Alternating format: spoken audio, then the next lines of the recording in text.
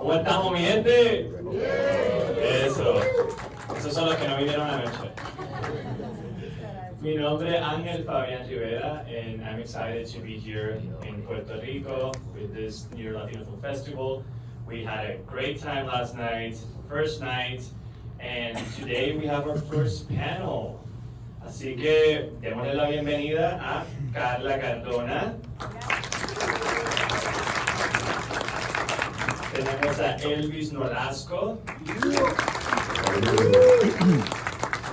Chris Brancato. Rubén Rivera. Jessy Terrero. Ulysses Terrero. Y como moderadora tenemos a nada más y nada menos que a Nicole Chacón, así que démosle la bienvenida. Gracias a Ángel Fabián, estuvo también animando el New York Latino Film Festival en la ciudad de Nueva York precisamente hace unas semanas, apenas, ¿verdad? Hace unas semanas, así que qué bueno. We're celebrating the 24th anniversary. Next year is going to be big, so I hope you guys are celebrating it with us in Puerto Rico. Así que le damos las gracias. Ya saben que a través de social media nos pueden taggear at NY Latino Film Festival. Ahí estamos recogiendo todo su sentir y las experiencias para que más gente se entere de este festival, que este festival es gratuito. Es muy importante que se sepa. It's free. You only have to register to be part of the festival. Así que rieguen la voz que continuamos hoy con películas todo el día y la noche y mañana sábado también, okay? Today and tomorrow. Films from the Latino community, and we have been talking about representation, Latino representation, but we are also going to talk today about incentives, which are really important to make decisions of where things are going to be happening, you know, where is the action is going to be created. So I'm going to be starting with that. In the decision making, we obviously have incentives to come to Puerto Rico.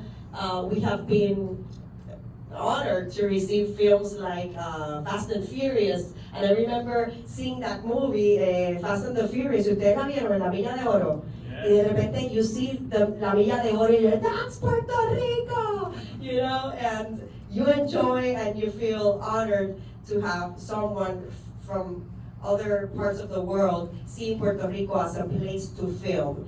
And we were talking some minutes ago about the experience, not only with the people that work behind the scenes in Puerto Rico, which is great, but also the opportunity that Puerto Rico has specifically to film and appear that it's another part of the world. So Puerto Rico has a lot to offer in that aspect. Yes, buenos días a todos. I am going to talk a little bit about how Puerto Rico offers and how can Puerto Rico become your next film destination. And then we can start talking about the creative side of where you choose to film and why you choose to film. We as viewers obviously want to see beautiful images. But behind the scenes, there's a product that needs to be shot, and a product that needs to be marketed, and a product that needs to have certain production costs, and those costs need to or should have an incentive so that you choose where you're going to be bringing that money. And Puerto Rico has an incentives program that is competitive compared to other jurisdictions and other places in the world. We offer specific percentages in tax credit so that filmmakers, when they're choosing their location, they think when and where can that place bring me the best revenue? How can I get a return of investment from the place that I'm choosing to film? And if I can film there, who from the place is going to be adding value as a filmmaker to my product? Obviously, as viewers, as I mentioned, we are seeing images, beautiful images, and a storyline, but in the production side is a product that needs to be marketed. So production costs are always going to be at the top of the mind of the filmmakers. Puerto Rico has a 40% tax credit on all production costs in Puerto Rico. Who you're choosing to work with, who is going to be bringing those experiences to life in Puerto Rico. For that production cost, you get a 40%, and anybody that's coming from overseas and is working in project, we give out 20% of tax credit for non-residents. So when you choose Puerto Rico, you're also choosing to have a return of your investment because we have an incentive program that offers it. The Film Commission in Puerto Rico is eager to help you in the process. I know that there are a lot of students here, so in your daydreaming activities, you also need to think about how is that going to be cost effective, and incentives are a tool of economic development and also a tool of bringing products to Puerto Rico and making sure that Puerto Rico is in the market so that you can choose filming here. And choosing filming here is not only scripts that have tropical palms or scripts that have beaches, it's also being able to adapt to what the script means and what it wants to translate. So definitely Puerto Rico can double as a film, as a financial district. We have jungles, we have deserts, we have neighborhoods, and we're able to do that. It's a beautiful location that's near the United States. It's also a pinpoint between South America, North America. So we're happy to host you, and any information, specific requirements, how do I apply? Obviously the Film Commission is here to help. That's great. Thank you Okay. so much. Voy a tomar eso como pie forzado para mi próxima pregunta. I'm going to use that in my favor to get this off of my chest. Narcos, Puerto Rico. When is that happening? You just heard about the incentives, Chris. We're starting to cast right here. You can be the queen. Ooh, sounds good, sounds good. So, Chris, hearing about the incentives in Puerto Rico, does that ring a bell to you? It does. Almost every production that's gonna originate in Hollywood these days looks for ways to cut the budget in any way possible. We're facing very tough times in the television business. During the COVID period, you had all of the streamers, Disney Plus, Netflix, Paramount Plus, all of them with people sitting at home, a vast audience sitting at home to watch shows. That's no longer the case anymore, and so we're seeing this tightening in the business. They're making about half as many shows as they did just 5 years ago. So every competitive edge that a place like Puerto Rico can offer is going to be desirable because there are just less productions. Our productions have more of an opportunity to shoot in different parts of the world for different economic incentives. Now, for me, that's only part of the equation. Obviously, making the economics of a particular episode of a show work. For instance, with Jose Cocaine, which was the newest show I worked on, we shot that in the Dominican Republic. We looked at Puerto Rico, we looked at Colombia, and we looked at the Dominican Republic, and ultimately determined that a number of different factors added up to making the DR the best place to replicate late 70s Miami. It also could have been done here. Of course, as well. yeah. So we look in particular at Puerto Rico with great favor because it is the United States effectively, because there are seasoned production crews here. That's almost the most important thing for you students interested in getting involved in the business here in Puerto Rico is building an infrastructure where productions that have more sizable budgets that come out of the continental United States feel comfortable shooting here because the crews are top notch, and that we do know about Puerto Rico. Thank you for that.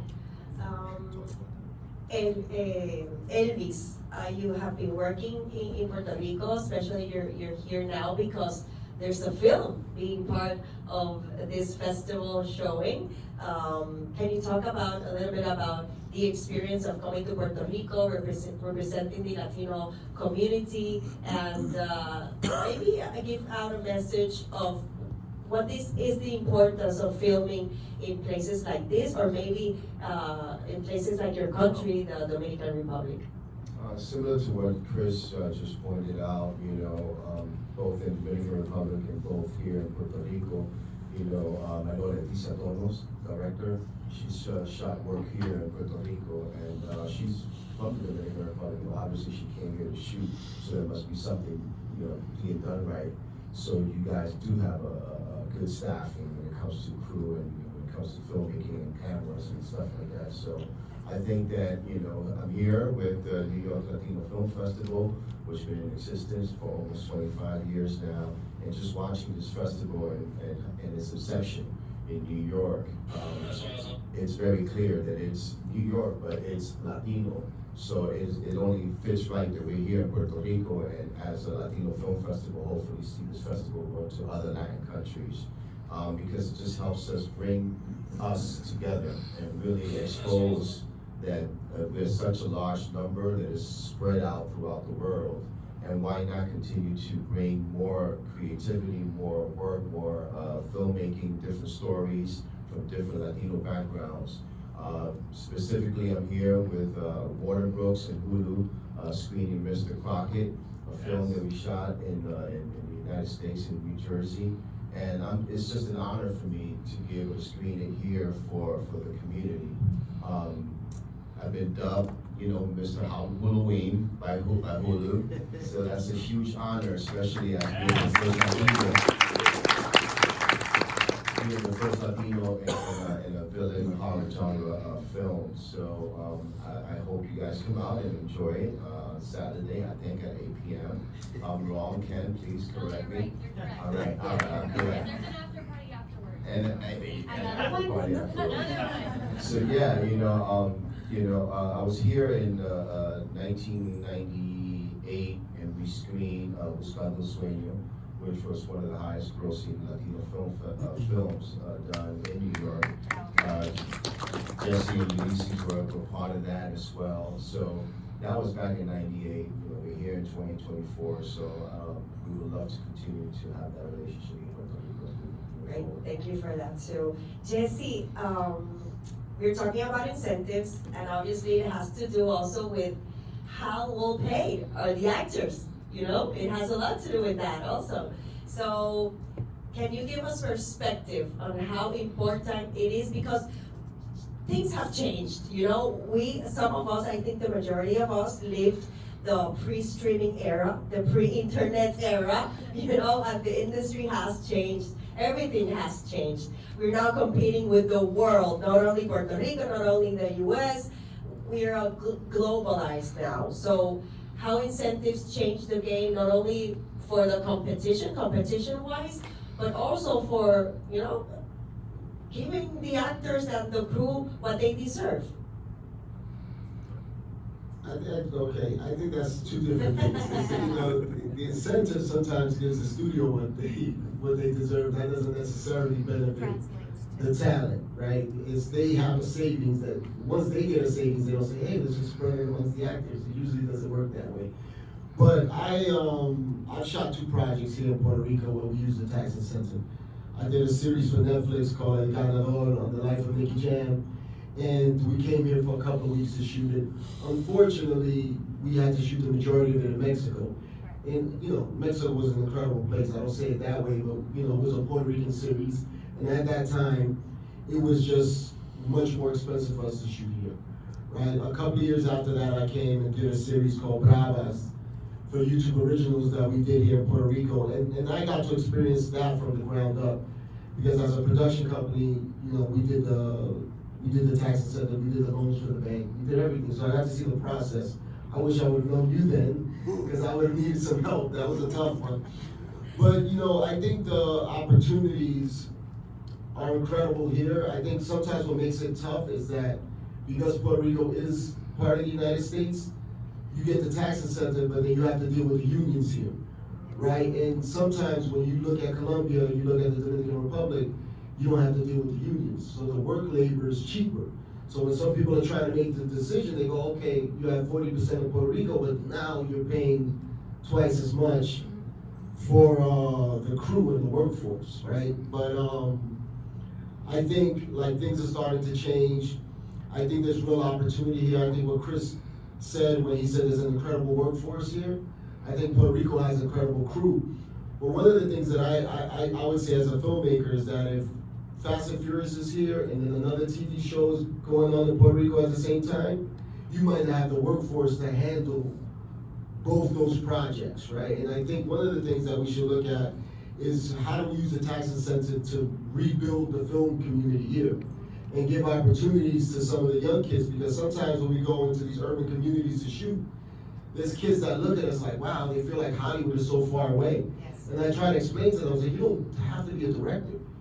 You can be a carpenter, you can work in the art department, there's so many, you can be an electrician, there's so many ways and skills that bring you onto a film set, that I think if we educated the community enough, we can rebuild the force here so that we have a much stronger film force. And on that note, definitely, I agree, and I'm sure that the majority of people here agree with that. It is so important for festivals such as this one to have the opportunity to educate and to give information that is obviously correct and that is in real time, because youngsters and people that are forming themselves in a professional level need to have or should have the most information at an early stage, because perhaps we've been hitting walls and just learning from experiences. But if we could do that from an early age, it will be obviously a smoother route. We've had programs in the Film Commission that are targeted to educating youngsters in order for them to get to know a little bit about the film industry and how they can become part of the film industry. So definitely I echo those words, and I think that it's such positive feedback from all of us that we're here talking about it, because it's so important, and for social media to have that information obviously. But we've done, it's not enough, but we've done a little bit of programs where we've gone to high schools and universities, and we've picked specific groups of children and students that then collaborate and learn how to make it sort of in the industry. And we know that we need to put those monies in those programs, those resources in those programs, so that we can have that. And also, on a note, most of the projects that come to Puerto Rico, or the local projects that are in Puerto Rico, are opening their doors to young people and have them in internships, and that has been an amazing opportunity as well, because I know that most filmmakers, not all of them, but most of them are eager to have new blood, I guess, learning their way. So that is also something that we've seen that it has been growing as well. Great, yes. But there's a mistake, I think, for obviously educating people as to the economic incentives that exist to shoot in Puerto Rico is important. Making filmmakers both domestically and in the US and all over the world aware that these breaks exist is important. But almost the most important thing for a young filmmaker to me is this. When I started, there were 4 channels: ABC, NBC, CBS, and Fox. Just 4 channels. It wasn't HBO, there were no streamers, there was nothing.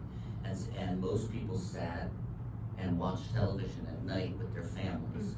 Now, look at the landscape. You've got TikTok, Snapchat, Instagram, Facebook, every type of social media to take people's attention. The biggest channel of all by far is YouTube. And that makes, on average, 6 or 7 minute videos. So what we all have to be doing is looking ahead to what's next. What are the next platforms that are going to show us content? To just expect, oh, what I'm going to do is take advantage of Puerto Rican tax incentives, make a series or a big movie here, like Fast and Furious. That's not going to happen for most of us. What we're going to have to do is figure out, how do we break into the business? How do we get these studios that shoot down here to recognize us as creative talents who are worthy of investing in? Well, how are you going to do that? You can make a film with the phone you got sitting right in your hand right now. You could not do that when I started. I've seen good iPhone 15 movies. You can start to shoot. The film business has become totally democratized in terms of making a good piece of work. And obviously making a 2-hour good piece of work is a lot harder than making a 6-minute piece of work. They're both very hard. But my point is this: if you're interested in making films, start making them. With that camera right there, you'll learn what angles you need to cut together to tell a story. The most important thing of all, in my 30 years of doing this, somebody who creates a piece of work, a story, be it a short script, a long script, a 1-hour script, a short movie, a long movie, when it's truly great, everybody takes notice. Yeah. I've never seen one, oh, that's a great film, let's ignore it. No. You can make a good film, a good script, a good short movie, and no one will pay attention, because there are plenty of good ones, and then there's 100 times as many bad ones. But the point is, you've got to go out there and make films if you want to be a filmmaker, and you have tools at your disposal now that you never had before. Great, so since we're all learning today, what's the 1, 2, 3 step of a pitch? Like, you have an idea, you pitch it, or you first write it, or you first talk about it, and how do you do it for us to learn? How have you done it? Well, they have something called a bulletproof pitch, where you develop the project and attach the right people to the project, and you want to bring it to that meeting fully ready to sell. So it's a process, and sometimes it could take up to 7 years to develop a movie or a television show. It's not an overnight thing. So it's a hurry up and wait business. So you have to be prepared for stuff like that. We've been in development with projects for 4 years now. I'm about to take a movie out with the Farley Brothers this January. I've been in development with since I think 2017. So it is a process, and you have to have patience.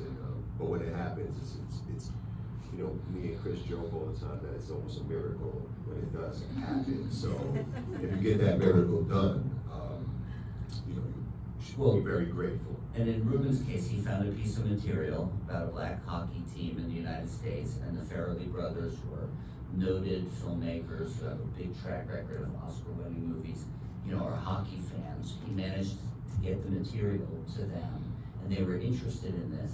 Do keep in mind, people like the Farrelly brothers and people who are established in the business don't need your idea. They've got plenty of ideas of their own. So if you're coming to the table and just saying, I have this incredible idea, there's a very strong likelihood that someone who spent 30 years in the business has heard that idea not once, not 10 times, but 1,000 times.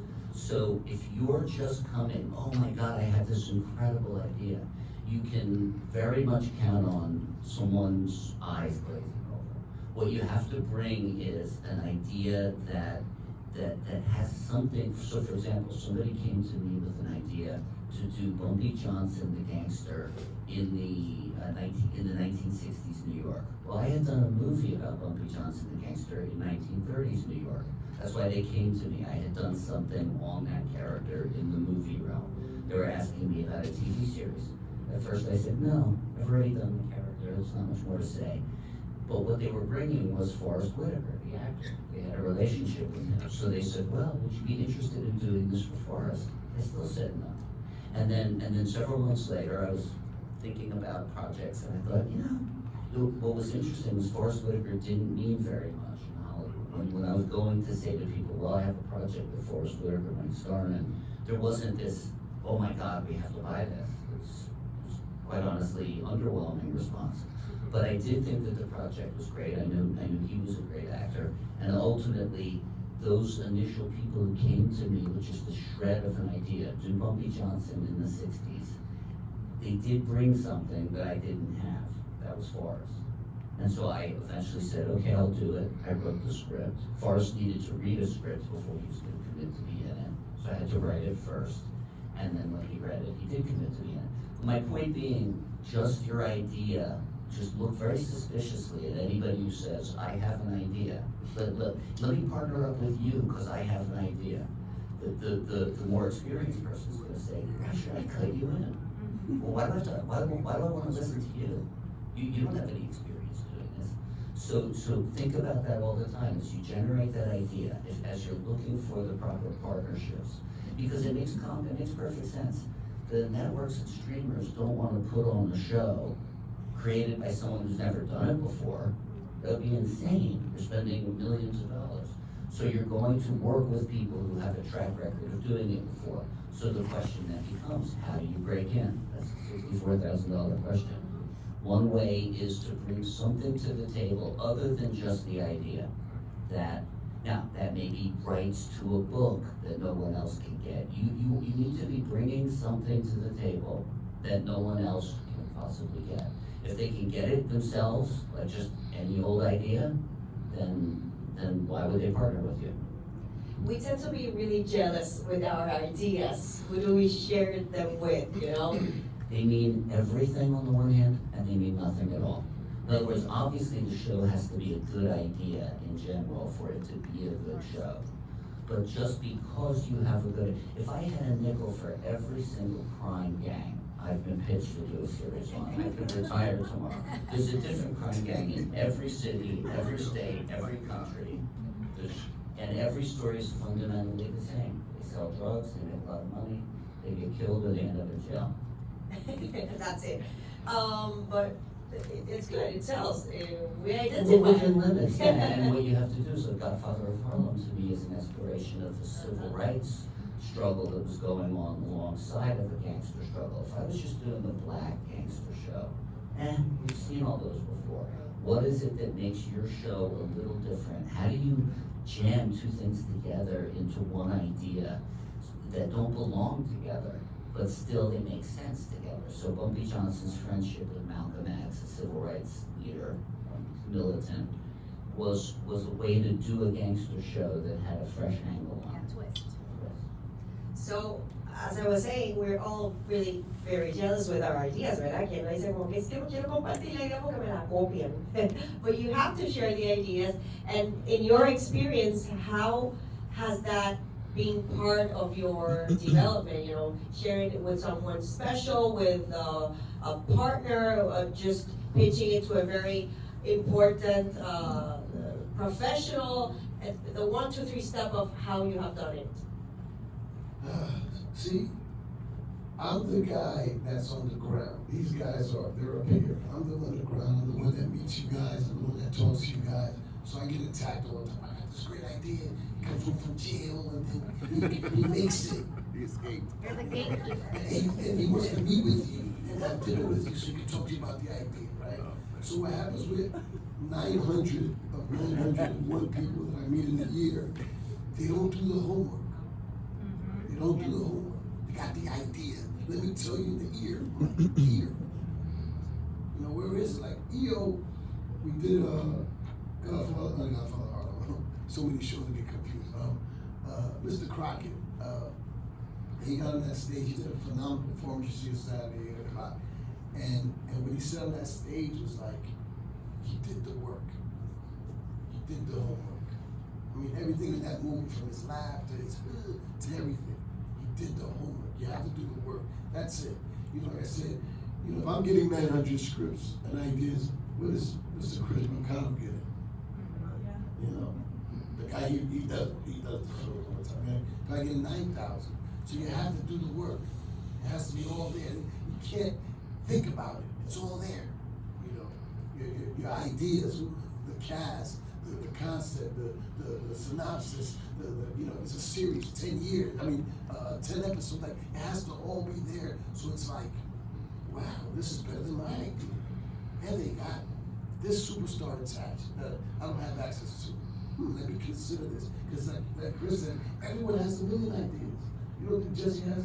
You know the ideas Jessy has? You know, we have to think about which ones we're not ever gonna do. There's not enough life to do them. So to do yours, it has to be amazing. But one thing I'll say, right, is unless I'm a different kind of person, right? If you don't love it, don't do it. You know, you're gonna be that angry person on set that will never hire again. You know, like if you love film, like Jessy said, there's so many, you know, you might not be creative. You can't be a director. Your acting might suck. You're not a good actor. But hey, maybe you like food. You can be craft service on set. So to be on set, you're on the movie set. You're part of the crew. You know, so you're happy to be there. So you're like, good morning, welcome. Have some cookies. You know, and it's done with love. Without love, like the money's not there.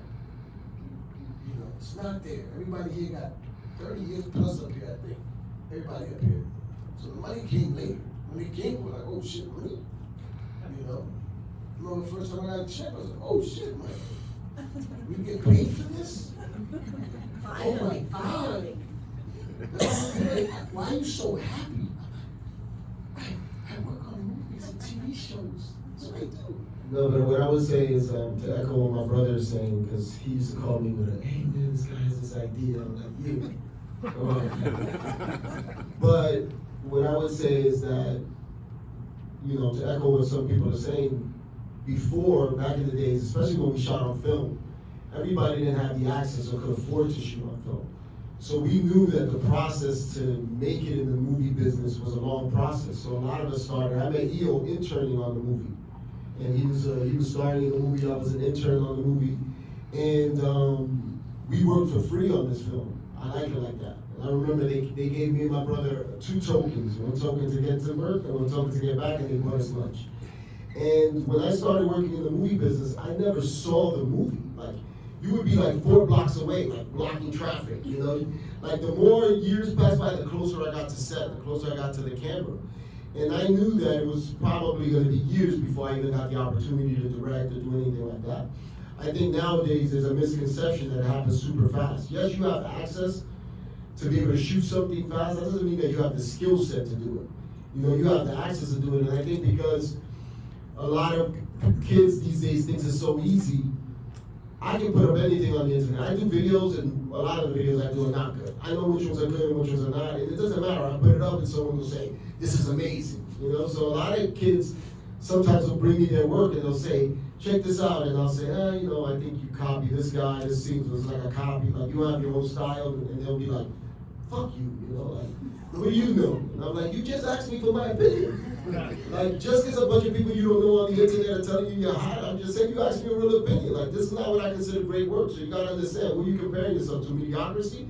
Or you comparing yourself to the people that are on the top? I only look at the top, right? So I every day I do something, I try to get better and better. Still at this point in my life, I try to do better and better stuff, because we don't always hit home runs. On that note, sometimes we have to have jobs to finance our dreams. Yeah, so what have you guys done to finance your dreams? Well, really quick before we pick up on that question.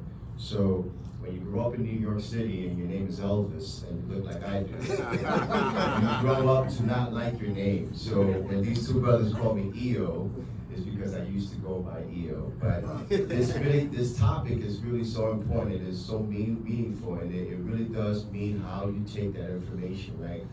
Being prepared, being ready. Now, there's relationships here for over 30 plus years, right? Now, I have a relationship with this man because of Godfather Harlem that started in 2018, right? And I have a lot of ideas, right? So everything he said, I know firsthand. And I went to Chris one time and I said, hey Chris, I have an idea. And he said to me, do you have a Bible? Do you have episode 1, 2, 3, 4? You know, do you have synopsis? So knowing him for as long as I know him, I didn't take that personal. I learned a huge lesson. And I went back to my team and said, hey, I made a big mistake. I went to Chris and I said, I had a good idea. Let's get this thing prepared first before I go back to the band. You know? The way to get anybody to stop them dead, the way to stop anybody dead in their tracks is they say, I have an idea. And I say, great, write it up. Just give me a write-up of it. And that immediately consigns that idea to the dustbin of history. Nobody ever follows up. In 2014, a guy told me he had a great idea for a show while we were doing Narcos in Colombia. And I said to him, hey, why don't you write something up? It actually did sound like a good idea, I must say, but I said what I say to everybody, expecting, of course, nothing in return. And for 5 years, I got nothing in return. And then finally, I got a piece of paper from him, 5 pages long. It was called North of Havana. And it was about his father's job as the maitre d' in a place called the Muni Hotel in Miami during the cocaine years there in the late 70s. That show, that document he sent me, I called him and I said, this is pretty well written. I'd like to option this from you. Just I want you to give it to me and I will try to develop it. And he said, okay, sure.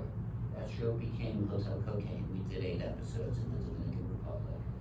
What I found out as we were standing on set with my friend Maurice, whose father had been the maitre d' of this club, I said, don't you feel, isn't this amazing? We've got 200 crew members here, your fiance is here, and he then admitted to me that his fiance, who was a journalist, was the one who wrote up.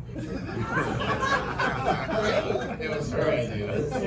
She wrote it, and I thought, no wonder it was written so well. I didn't expect that out of it. Anyway, so my point is this: you were asking about how you pitch, how you organize something, and I'll say it. We could easily talk for just 2 hours about that, but I'll give you the short version. A pitch should be no longer than 7 single-spaced pages, which translates to about 15 minutes pitch. Especially if you're pitching on a Zoom, which most of us have to do these days, you want to keep it even a little tighter, so I would say 6 pages in length. At the top of your pitch, there's a couple of things you want to do. First of all, we're talking about a filmic medium. So for instance, I'll often open a pitch by literally describing a theme. I'll say, we're moving down an alley, it's rain swept. There's thunder crackling on the sky. We see down at the end of the alley, there's something going on. In other words, we're describe it like a movie. Get me in, get me leaning forward. Doesn't matter if that scene has any connection whatsoever to the story you're telling. It's just gotta be a scene that draws you in and that has something to do with, in my case, it would be a crime show. But what you need to be able to do is step back and discuss your series like I'll do right now. My next series is called The Westies. It's about a gang on the upper west side of New York, Hell's Kitchen area of New York during the late 70s and 80s. And they were the toughest, meanest group of gangsters you've ever possibly imagined. And the series is about 2 Irish underdogs from that gang who go against all 5 families of the New York Mafia. Now, I just told you in a sentence or two what it is. Late 70s, early 80s, New York City, Hell's Kitchen, Irish street gang called the Westies, and 2 of their members who are underdogs, our rooting characters, are going against John Gotti, Paul Castellano, and the 5 families of the Italian Mafia, the Westies. So you want to be able to make what the series is very clear in 5, 6, 7 sentences. Right off the top, pitch me some interesting scene, get me pulled in there. My interesting scene for the Westies is they used to cut people's heads off and then pour beer down their mouths. Beer would come out of the bottom of their neck. Okay? Ouch! So that's my first scene. So everybody's like, damn. And then I step back. I talk about what the show is. I talk about what the show is in 5 or 6 sentences. Then you step back a bit and you say, hey, here are some of the characters, and you try to present your characters very briefly. Nobody wants to hear this boring laundry list of all your characters. Who are your main characters? And then you launch into a couple-page description of what your first episode is. Just a couple of pages. Hey, in my Westies thing, it's about these 2 guys that were working for an older Westie boss. He's working with the Italians. They decide, you know what? You're selling out your own Irish brothers to the Italians because there's a big money-making project. Okay, and the first episode is about how those 2 young guys say to the older bosses, fuck you, we're going against you. Right, I just told you what the pilot is. In the season is the older boss versus those 2 young guys over the course of the whole season. Who's gonna win? Is it the older Westies boss, Michael Spillane, or the younger ones, Jimmy Coonan and Mickey Featherstone? I don't know, watch, find out. So I just pretty much told you, I told you need to be able to, okay, why is that interesting? Well, the Westies, like I said, there's a million Westies gangs around the country. There's probably Irish gangs in Puerto Rico somewhere you can find. But the point is this, why them? Well, it's a particular period of time in New York. I'm known for those type of shows. The Westies is me looking not at Colombians like I did with Narcos, or Cubans like I did with Hotel Cocaine, or blacks in Harlem like I did with Godfather in Harlem. This is Irish in New York City, late 70s, 80s. So it's a different world. So what you want to convey in your pitch is, what's the world you're creating? Why should I care? Why do you guys care about watching the Westies? I don't really know. Everybody watched Peaky Blinders, that British show. Although it's a very widely viewed show. That's Irish gangsters in 1918. So I'm thinking, okay, Irish gangsters in 1980, New York City, okay, let's see how that goes. So in any case, you need to shrivel down what your pitch is. You need to not get so lost in the details that we're all getting bored. Pitching is a boring medium. Watching it is something different. So you need to make sure that what you do is you laser sharpen what the idea is, and why should I care, and why here, why now? Why, if I could watch the show 5 years ago, then why wasn't it made 5 years ago? Why is it important that we watch this right now? Why did Stranger Things click in that moment in time? Why did Narcos click in that moment in time? I don't know. And promote the imagination, and something that went from pitch to magic, those magic moments we were talking about, and became a reality are some projects that we're gonna be showing here on the big screen, right? Yeah, so we're gonna take a minute because we're gonna watch a couple of clips from these filmmakers over here. So I think we're ready over there, right? So please enjoy. We're gonna come back, okay? Don't leave.